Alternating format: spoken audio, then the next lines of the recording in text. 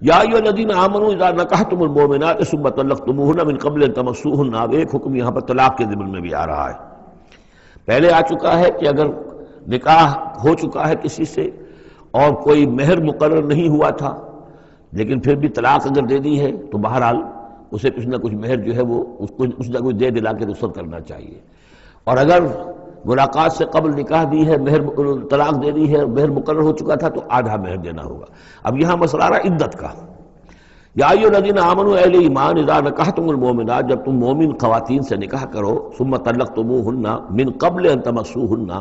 پھر کوئی سبب ایسا ہو جائے کہ اس سے پہلے کہ تمہاری ان سے ملاقات ہو، تم انہیں چھو،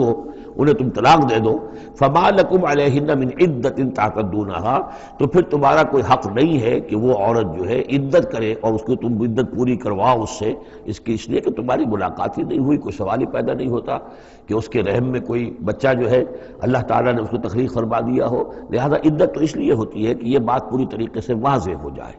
کہ اس معاملے میں سابق شوہر سے کسی کے اس کے متن میں کوئی کسی کا حمل نہیں ہے۔